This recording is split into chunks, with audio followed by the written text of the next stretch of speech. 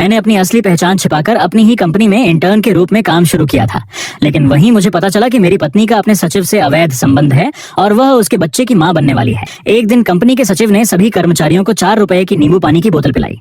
मैंने वो बोतल एक तरफ रख दी और अपने लिए 40 रुपए की स्टारबक्स कॉफी मंगवा ली। सचिव यान योंगकांग ने यह देखा तो उसका चेहरा उतर गया। वह तेजी से मेरे पास आया और ताने मारते हुए बोला, तुम महीने में कितना कमाते हो? 4 रुपए का नींबू पानी तुम्हें पसंद नहीं आया? तुम यहाँ काम करने आए हो, ऐश करने नहीं। मैंने तुरंत समझाया, मुझे नींबू से एलर्जी है और कल रात देर तक ओवरटाइम किया था, इसलिए बहुत नींद आ रही है। सोचा एक कप कॉफी पीकर थोड़ा तरोताजा हो जाऊं। वह हंसते हुए बोला, बहाने मत बना, अगर नींद भी आ रही थी तो इतनी महंगी कॉफी पीने की क्या जरूरत थी? जरा अपनी शक्ल देखो, ऊपर से नीचे तक सस्ते ब्रांड के कपड़े पहने हुए हो। लगता है घर में खाने के भी पैसे नहीं है, जेब में फूटी कौड़ी नहीं और शौक बड़े नवाबों वाले हैं। उसकी आंखों में तिरस्कार भरा था।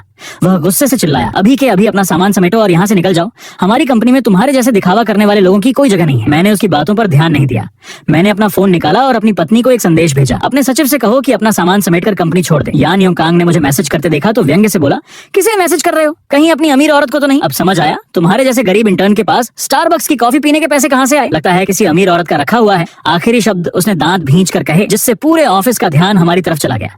चारों ओर से लोग मुझे घूरने लगे। कुछ लोग हंसते हुए बोले, अरे यान सर, थोड़ा समझिए भी, किसी अमीर औरत की सेवा करना भी आसान काम नहीं होता। अगर उसने स्टारबक्स की कॉफी पिला दी तो इसमें क्या बड़ी बात है? ये सुनकर यान योंगकांग जोर से हंस पड़ा।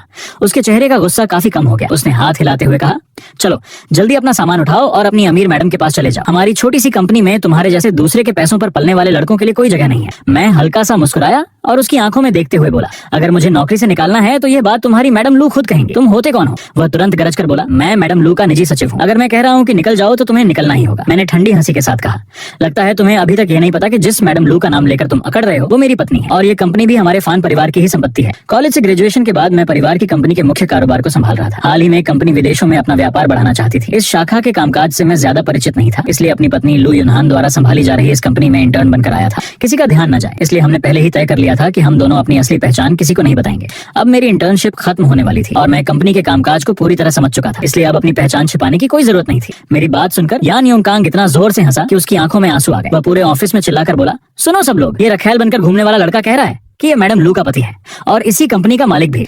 इतना बड़ा मजाक मैंने आज तक नहीं सुना। इतना कहकर उसने मेरा वेतन रिकॉर्ड खोल दिया और उसे बड़े स्क्रीन पर दिखा दिया। फिर उसने मेरी सैलरी की तरफ इशारा करते हुए ताना मारा, देख लो सब लोग, हमारे महान मालिक की महीने की तनख्वाह सिर्फ 3000 रुपए है। इतने पैसों में तो मेरे जूतों की कीमत का आधा हिस्सा भी नहीं आएगा। उसने अपना जूता उठाकर दिखाया और तिरस्कार से बोला, स्टारबक्स की कॉफी भी खुद नहीं खरीद सकता, किसी अमीर औरत के सहारे जी रहा है। ऐसे आदमी को हमारी मैडम लू भला क्यों पसंद करेंगे? इतना सुनते ही ऑफिस के सभी कर्मचारी जोर जोर से हंसने लगे। एक कर्मचारी ने व्यंग्य करते हुए कहा, फान, समझ सकते हैं, अमीर औरत के सहारे जीने की पोल खुल गई, इसलिए अब गुस्सा आ रहा, लेकिन इसका मतलब ये नहीं कि तुम इतने बड़े बड़े झूठ बोलो। इससे तुम बस एक मस्खरे की तरह लग रहे हो। सब जानते हैं कि मैडम लू की पसंद बहुत ऊंची है। तुम्हारे जैसे आदमी पर तो वो दोबारा नजर भी नहीं डालेंगे। चारों तरफ से उठती हंसी और तानों की आवाजें समंदर की लहरों की तरह मुझ पर टूट पड़ी। मैं उन लोगों के बीच खड़ा था और ऐसा लग रहा था मानो पूरा शरीर तिरस्कार और अपमान में डूब गया हो। सांस लेना भी मुश्किल हो रहा था, लेकिन मैं जानता था कि इस समय चाहे जितनी सफाई दूं कोई फायदा नहीं होगा। मैंने मन ही मन कहा, कोई बात नहीं, जैसे ही लू युनहान आएगी सारी सच्चाई सबके सामने आ जाएगी। यान योंगकांग फिर जोर से हंसा। पूरे घमंड के साथ वह मेरे पास आया और धीमी आवाज में बोला, लेकिन इतनी जोर से कि आसपास खड़े सभी लोग सुन सके, तुम्हें लगता है मैडम लू आकर तुम्हारे झूठ की पुष्टि करेंगी? सच बताऊं, मैं बहुत पहले से ही मैडम लू का बॉयफ्रेंड हूँ।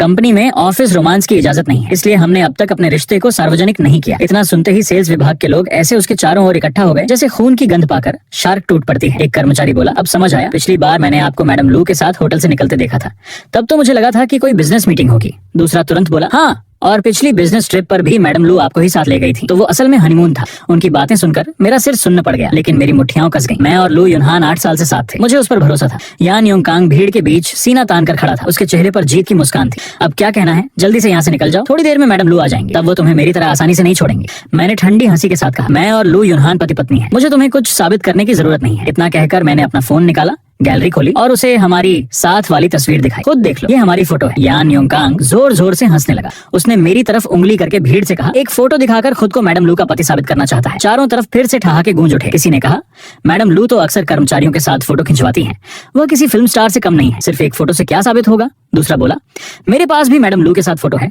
तो क्या मैं भी उनका पति हूँ? यान योंगकांग हंसते हुए अपना फोन निकाल लाया। उसकी स्क्रीन पर उसकी और लू युनहान की बेहद अंतरंग तस्वीरें थीं। कुछ तस्वीरों में दोनों एक दूसरे को गले लगाए हुए थे, कुछ में दोनों एक दूसरे को चूम रहे थे और कुछ तस्वीरों में लू युनहान बिना कपड़ों के उसकी गोद में बैठी मुस्कुरा रही थी। वह अपना फोन ऊंचा उठाकर घमंड से बोला, और सबको एक खुशखबरी भी बता दूं, मैडम लू के पेट में मेरा बच्चा है। लगभग 3 महीने हो चुके हैं। 1 साल के अंदर हमारी शादी हो जाएगी। तब आप सब लोग जरूर हमारी शादी में आइएगा।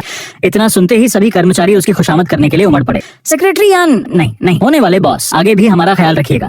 वे तस्वीरें बर्फ में डूबे नुकीले खंजरों की तरह मेरी आंखों में चुभ रही थीं। ऐसा लगा जैसे मेरे पूरे शरीर का खून एक पल में जम गया हो। मैं कांपने लगा। मुझे विश्वास नहीं हो रहा था, बिल्कुल भी नहीं। मुझे पुराने दिन याद आने लगे। जब भी मैं लू युनहान के साथ फोटो खिंचवाना चाहता था, वह हमेशा झिझकती थी। अगर मैं उसे चूमने की कोशिश करता तो वह भौहें सिकोड़कर मुझे दूर धकेल देती और कहती, ज्यादा चिपको मत। घर पर भी वह पति पत्नी के रिश्ते से बचने के लिए तरह तरह के बहाने बनाती रहती थी, लेकिन किसी दूसरे आदमी के साथ वह इतनी खुलकर और खुद से आगे बढ़ रही थी। हम 8 साल तक साथ रहे। 5 साल पहले हमारी शादी हुई। वह हमेशा कहती थी, अब पहले करियर बना लेते हैं। मैं नहीं चाहती कि तुम्हारा परिवार मुझे कम समझे। जब सब कुछ स्थिर हो जाएगा तब बच्चा करेंगे। 3 महीने पहले जब उसने मुझे बताया कि वह गर्भवती है तो मेरी खुशी का ठिकाना नहीं था।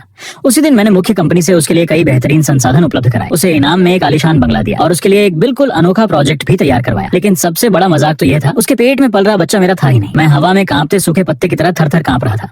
मेरा दिमाग पूरी तरह सुन्न हो चुका था। यान योंगकांग ने देखा कि मैं वहीं जड़ बनकर खड़ा। यान योंगकांग गुस्से से बौखला उठा, अब भी यहीं खड़ा है, निकलता क्यों नहीं? क्या मौत का इंतजार कर रहा है? इतना कहकर उसने मेरे डेस्क पर रखा लैपटॉप उठाया और पूरी ताकत से जमीन पर पटक दिया। उस लैपटॉप में करोड़ों के सौदे से जुड़े सारे जरूरी दस्तावेज थे जो मैं जल्द ही फाइनल करने वाला था।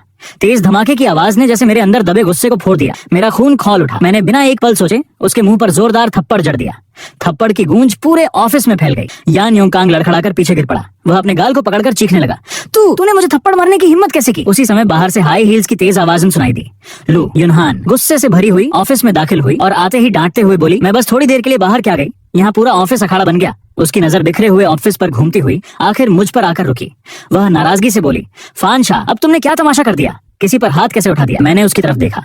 गले में जैसे कुछ अटक गया था। भारी आवाज में बोला, मैं तमाशा कर रहा हूँ। मैंने तुम्हें मैसेज करके नहीं कहा था कि अपने सचिव को नौकरी से निकाल दो? फिर अब तक कुछ हुआ क्यों नहीं? क्या उसे छोड़ने का मन नहीं कर रहा? यान योंगकांग तुरंत रोने का नाटक करता हुआ लू युनहान के पास भागा।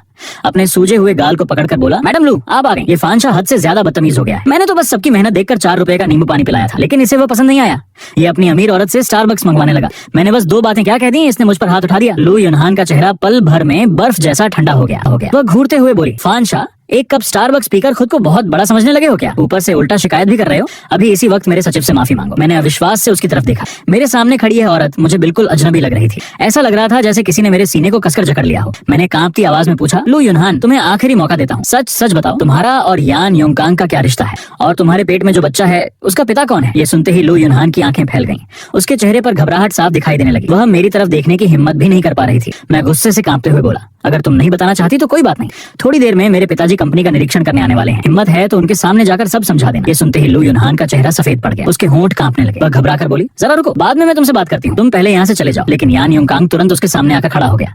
उसने लू युनहान को अपने पीछे कर लिया और घमंड से बोला, डर किस बात का? इस निकम्मे लड़के का बाप आ भी गया तो क्या कर लेगा? हम इतने लोग यहाँ मौजूद हैं, इससे डरने की जरूरत नहीं। जिसे स्टारबक्स पीने के लिए भी अपना जिस्म बेचना पड़ता हो, उसका बाप भी कौन सा बड़ा आदमी होगा? शायद किसी निर्माण स्थल पर ईंटें ढोता होगा। इतना सुनते ही पूरा ऑफिस हंसी से गूंज उठा। कुछ 40-45 साल की महिला कर्मचारी आगे आ गई। वे मुझे घूरते हुए बोली, इतने पैसों की कमी है क्या? वैसे तुम्हारा शरीर तो ठीक ठाक है।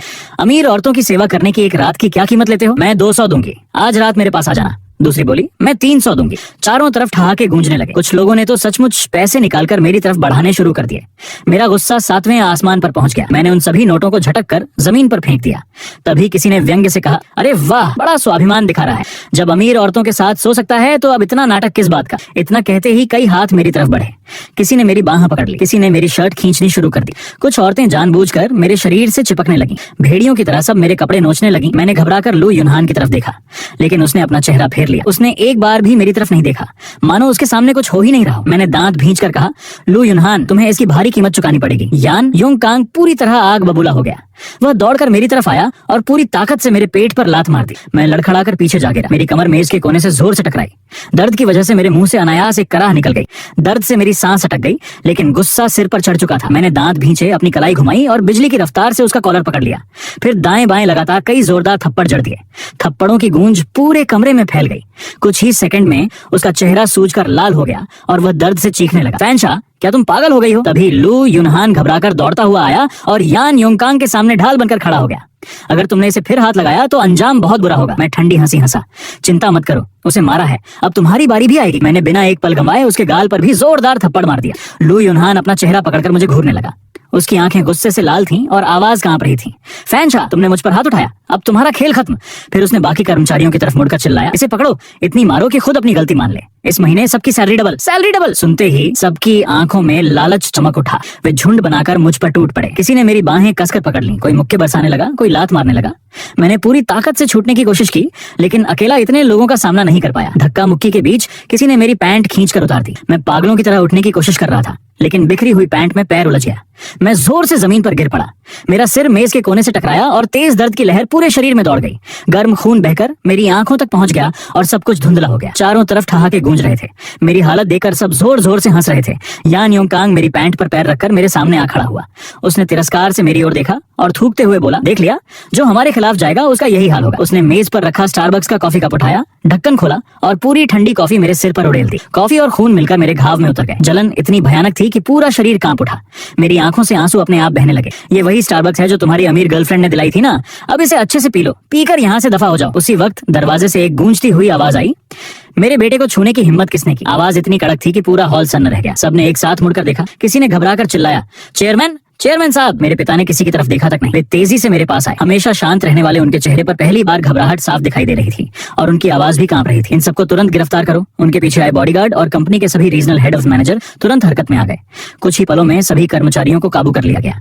पूरे ऑफिस में सन्नाटा छा गया। तभी वही अधेड़ महिला कर्मचारी जिसने मुझ पर हाथ उठाया था घबराते हुए आगे बढ़ी और बोली, चेयरमैन साहब, ये छोटा लड़का आपका बेटा कैसे हो सकता है? मेरे पिता की नजर बर्फ जैसी ठंडी हो गई। लगता है तुम अपना दिमाग घर छोड़कर आई हो। अगर सोचने की ताकत नहीं है तो नौकरी करने का भी कोई हक नहीं। लेकिन वह फिर भी नहीं रुकी। लेकिन सर, ये तो बिल्कुल गरीब लगता है। इसके कपड़े भी किसी सस्ते बाजार के हैं। ये आपका बेटा कैसे हो सकता है? ये तो हमारी कंपनी में सिर्फ एक इंटर्न है और महीने के 3,000 रुपए कमाता है। इसमें कुछ तो गड़बड़ है। मेरे पिता व्यंग्य से मुस्कुराए, तो तुम्हारे हिसाब से मैं इसका पैसा लेकर यहाँ इसका बाप बनने का नाटक कर रहा हूँ? ये सुनते ही लू युनहान का चेहरा सफेद पड़ गया। वह अचानक उस महिला के पास गया और उसे जोरदार थप्पड़ मार दिया। बहुत बकवास हो गई, चुप रहो और एक शब्द भी मत बोलो। ये सचमुच चेयरमैन का बेटा है। घबराहट के मारे लू युनहान की जुबान तक लड़खड़ा गई। उसकी बेचैन नजरें बार बार मेरे पिता की ओर उठ रही थीं। साफ था कि उसे डर था कहीं वह महिला कर्मचारी कोई ऐसी बात ना बोल दे जो सबके सामने सच खोल दे। महिला कर्मचारी अपने सूजे हुए गाल को पकड़कर कुछ देर तक स्तब्ध खड़ी रही। फिर कांपती आवाज में बोली, तो इसने अभी जो कुछ कहा वो सब सच था? चुप। लू युनहान ने बिना एक पल गंवाए उसे फिर जोरदार थप्पड़ मार दिया। एक शब्द और बोला तो तुम्हारा मुंह हमेशा के लिए बंद करवा दूंगा। ये सुनते ही पूरे ऑफिस में सन्नाटा छा गया। सभी कर्मचारियों ने सिर झुका लिया। कोई भी ऊपर देखने की हिम्मत नहीं कर रहा था। इसके बाद लू युनहान तेजी से मेरी तरफ आया। पल भर में उसके चेहरे पर चिंता और दर्द का नकली भाव आ गया। उसने सावधानी से हाथ बढ़ाकर मेरे चेहरे पर लगी कॉफी साफ करने की कोशिश की। बहुत दर्द हो रहा है ना? मेरी गलती है, मुझे तुम्हें अकेला नहीं छोड़ना चाहिए था। मैंने पहले ही कहा था कि तुम बाहर इंतजार करो, मैं सब संभाल कर तुम्हें समझा देता। तुमने मेरी बात क्यों नहीं मानी? वह टिश्यू से मेरे चेहरे के दाग पोंछते हुए बोला, देखो अपनी क्या हालत बना ली तुमने। अगले ही पल उसकी आंखों में नफरत की झलक उभरी। तुम्हें परेशान करने वालों को मैं छोड़ूंगा नहीं, सबको सबक सिखाऊंगा। उसका यह पाखंड देखकर मुझसे हंसी छूट गई। मैंने जोर से उसे धक्का दिया। वह लड़खड़ाकर 2 कदम पीछे जा गिरा। मैंने अपने घायल माथे को पकड़ रखा था। दर्द अभी भी धड़क रहा था, लेकिन मेरी नजरें उसी पर टिकी थी। लू युनहान, मैंने कभी नहीं सोचा था कि मैं इंसान पहचानने में इतनी बड़ी गलती कर बैठूंगा। मैंने एक एक शब्द साफ आवाज में कहा ताकि वहां मौजूद हर व्यक्ति सुन सके। अब जबकि मेरे पिता यहाँ हैं, सबके सामने सच सच बताओ, तुम्हारा और यान योंगकांग का रिश्ता आखिर क्या है? और तुम्हारे पेट में पल रहा बच्चा, उसका बाप कौन है? ये सुनते ही लू युनहान का चेहरा सफेद पड़ गया। उसकी नजरें इधर उधर भटकने लगी। वह न मेरी तरफ देख पा रहा था, न ही वहां मौजूद लोगों की तरफ। धीरे से बोला, तुम घायल हो, पहले अस्पताल चलते हैं, तुम्हारा इलाज हो जाए, फिर मैं तुम्हें सब समझा दूंगा, ठीक है? मैंने ठंडी आवाज में कहा, या फिर तुम इतने लोगों के सामने सच बोलने की हिम्मत नहीं जुटा पा रहे? डर रहे हो कि सबको पता चल जाएगा कि तुमने मुझे धोखा दिया, कि तुम्हारे पेट में पल रहा बच्चा मेरा नहीं है? मेरी बात सुनते ही मेरे पिता का चेहरा कठोर हो गया। अब उन्हें पूरी सच्चाई समझ आ चुकी थी। उन्होंने लू युनहान को घूरते हुए कहा, लू युनहान, अभी और इसी वक्त सब साफ साफ बताओ। लू युनहान घबराकर बोला, चेयरमैन, कृपया फैन शाह की बातों पर विश्वास मत कीजिए, ये सब एक गलतफहमी है। मैं हंस पड़ा। गलतफहमी? मेरे पिता ने सख्त आवाज में कहा। तो फिर समझाओ, तुम्हारी और यान योंगकांग की वो गले लगने और बेहद निजी तस्वीरें क्या थीं? लू युनहान के होंठ कांपने लगे, लेकिन उसके मुंह से एक शब्द भी नहीं निकला। मैंने उसकी तरफ से नजर हटाकर यान योंगकांग को देखा। अब उसकी सारी अकड़ गायब हो चुकी थी। उसे मेरी असली पहचान का एहसास हो गया था। उसका पूरा शरीर डर से कांप रहा था और सिर लगभग सीने तक झुक गया था। वह कांपती आवाज में बोला, यंग मास्टर फैन, मुझे सच में नहीं पता था कि आप चेयरमैन के बेटे हैं। मेरी आंखों पर पर्दा पड़ा हुआ था। मुझसे बहुत बड़ी गलती हो गई। गुस्से में मैंने वो सब बकवास कह दी। कृपया मुझे माफ कर दीजिए। बोलते बोलते उसने चोरी छिपे लू यूनहान की तरफ देखा। उसकी आंखों में साफ मदद की गुहार थी। फिर जल्दी से बोला, जहाँ तक मेरा और मिस्टर लू का सवाल है, वो सारी तस्वीरें नकली थी, मैंने खुद एडिट की थी, बस अपनी झूठी शान दिखाने के लिए। सबको ये यकीन दिलाना चाहता था कि मैं मिस्टर लू के साथ रिलेशनशिप में हूँ। कृपया उन्हें दोष मत दीजिए, सारी गलती सिर्फ मेरी है, उनका इससे कोई लेना देना नहीं। इतना कहकर वह धड़ाम से घुटनों के बल बैठ गया और खुद को थप्पड़ मारने लगा। यंग मास्टर फैन, मुझसे बहुत बड़ी गलती हो गई, मैं सच में शर्मिंदा हूँ, कृपया मुझे माफ कर दीजिए। यंग मास्टर फैन, मुझ पर रहम कीजिए, इस बार मुझे माफ कर दीजिए, मैंने उसकी तरफ देखा तक नहीं। शांत स्वर में कहा, वे तस्वीरें असली हैं या नकली, इसका फैसला पुलिस करेगी। जांच के बाद सच अपने आप सामने आ जाएगा। इतना कहकर मैंने अपने पिता की ओर मुड़कर कहा, मेरे सिर में बहुत तेज दर्द हो रहा है, पहले मुझे अस्पताल ले चलिए और यहाँ मौजूद इन सभी लोगों को पुलिस के हवाले कर दीजिए। मेरी बात सुनते ही पूरे ऑफिस में हड़कंप मच गया, सबके चेहरों का रंग उड़ गया। यंग मास्टर फैन, हमें माफ कर दीजिए, हमने जानबूझकर ऐसा नहीं किया। कुछ कर्मचारी रोते हुए मेरी तरफ भागे, लेकिन बॉडीगार्ड्स ने उन्हें बीच में ही रोक लिया। एक आदमी घबराकर बोला, सबकी शुरुआत सेक्रेटरी यान ने की थी। उसी ने कहा था कि आपको किसी अमीर औरत ने पाल रखा है, कि आप तो स्टारबक्स की कॉफी तक खरीद नहीं सकते। हम तो बस उसकी बातों में आ गए थे। दूसरा तुरंत बोला, हमारी कोई गलती नहीं है, हमने कुछ नहीं किया। उसकी आवाज डर से कांप रही थी। मैं उन्हें देखकर सिर्फ मुस्कुरा दिया। अभी कुछ देर पहले यही लोग सबसे ज्यादा गालियां दे रहे थे, सबसे ज्यादा मार रहे थे, और अब वही लोग सारी जिम्मेदारी दूसरों पर डालकर खुद को बेगुनाह साबित करने में लगे थे। थोड़ी ही देर बाद पुलिस की गाड़ियों के सायरन पूरे इलाके में गूंज उठे। पुलिस के ऑफिस में घुसते ही जो कर्मचारी अभी तक रो रो कर माफी मांग रहे थे, उनके पैरों तले जमीन खिसक और दे दीजिए। लेकिन उसकी आवाज धीरे धीरे मेरे पीछे छूटती चली गई।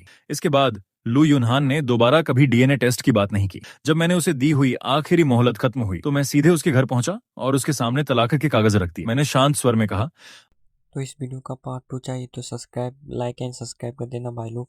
इस वीडियो का पार्ट 2 में जल्दी ही ला पाऊँ, ऐसा करूँगा, तो लाइक एंड सब्सक्राइब कर देना। वीडियो का पार्ट 2 जल्दी आ जाएगा।